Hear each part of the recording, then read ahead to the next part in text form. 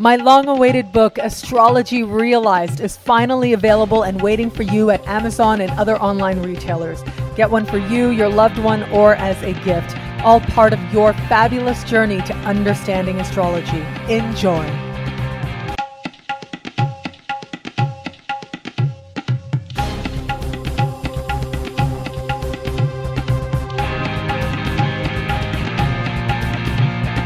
Hello, fabulous Capricorn. Welcome to your horoscope for 2014. Thank you for being here. You have had in your sign Pluto. You've been hosting Pluto since about 2008. That's right. And will be into the next decade. But what's really special about what's been happening since 2012 is a conversation that's been taking place between Pluto and Uranus in the sign of Aries. It's the infamous Pluto-Uranus square. Students of astrology and anyone who sort of follows astrology from a vaguely technical level knows about this and knows that this represents a really changing time for all of us, that especially you hosting Pluto in your sign, it would represent a time that really starts changing just about everything, that starts changing the foundations of your life. And so that is still going to be active this year, all of this year, and actually into 2015 as well. And so we'll talk about it again when I do the yearly horoscopes for next year. But what's special about what's happening now, what's happening this year is, on the one hand, and especially this is active the first part of this coming 2014. On the one hand, you have Jupiter moving through your opposite sign. And on the other hand, we are going to have an extended stay of Mars in the sign of Libra.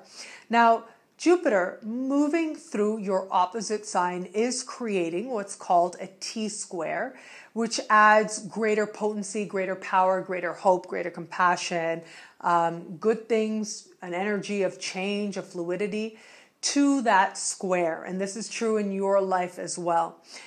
But Mars is not really going to perfect its conversation with Pluto in your sign. Mars isn't going to get really exact in this and form what we like to call as astrologers a grand square. So if you are not a student of astrology, please forgive all that technical language. I know as an astrologer we are largely interpreters. We're speaking a whole other language here.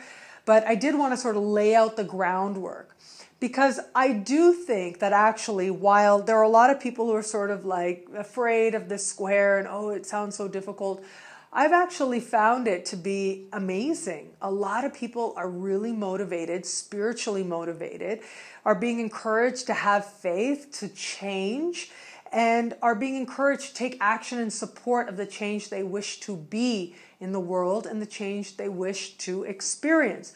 A lot of people are being really brave and moving into a brave new future as a result of their actions, and a lot of people are choosing a more loving paradigm and living from that paradigm. And that's all the blessings that this square is encouraging, and we see this on a collective level, but certainly you are being encouraged of this in your own life as well. And then you add to this the fact that Jupiter is giving that blessing energy. It's emphasizing all of these themes that I talked about. But the fact that Mars isn't getting in on the game, not exactly anyways. I mean, Mars does sort of do a little bit of a pass through before 2013 is over. And so that conversation does sort of start to happen. But really, for 2014, Mars doing his retrograde thing isn't really getting into the dance. He just sort of passes very quickly in conversation with these different power players, and then he moves along and starts doing his own thing, albeit in a sign which would suggest that he would sort of activate this and create what we call a grand cross. I look at this and it does suggest to me that in many ways, the process that you're going through, as much as you wish that you would experience a breakthrough in life, and certainly there are moments of breakthroughs, there is progress, there is career progress on offer this year, and especially I'll speak to it month to month as we go along, and when those periods come about that do present you with a lot of opportunities for those breakthroughs. But what I find really encouraging right now is that even though Mars isn't getting in on the game, and there may be a feeling like you wish you could do more to actually experience outward movement, career movement, especially in the first half of the year. At the same time, there is this understanding that there's value in the personal process. There's value in the changes that you're making. You're understanding yourself and what you need, and just how strong you are, and what it means to be comfortable with yourself. And also you're understanding yourself in relation to other people. You're understanding love differently as well. And this to me does suggest that even though it might look on the surface that the actions that you're taking in a bigger way, right, in a career way, are not as monumental as the inner actions, really you are setting the stage for some really big breakthroughs that are coming up for you ahead.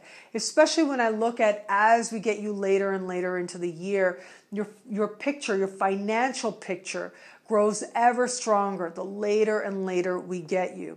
And it does look like you're working really hard. Yes, on a career level, you are working really hard. As much as you wish more connections could be made, you're making a lot more progress than you actually realize. And it isn't until the end of the year that you really start experiencing newness. You really start to experience the transformations and how they are really changing you to your greatest ability, to your greatest strengths as well. But I especially like the financial focus, the financial support that's there for you as you progress into the year more and more. And I especially like the way in which you are starting to understand yourself. There's an understanding that if you do that work within you, anything becomes possible. There is an understanding that if you are truly to be as effective and as successful in the world as you hope to be, as you desire to be, as you certainly can be, then there is an understanding that you need to first be comfortable with yourself and be confident within yourself. You need to first know that you're worthy of it. And absolutely you are. You do deserve all the great things that this world has to offer, and you are worth receiving all the blessings that this world has to offer to you as well. Those are the really big lessons. Yes, there's that square energy, but I think you're going to do amazing things with it. I think you're going to take that energy and it's going to fuel action that supports a really inspired life. I think you're going to understand yourself much more deeply than before, and that in turn is going to allow you to make more conscious and effective choices. And those choices are going to continue to move you towards greater and greater success in the world.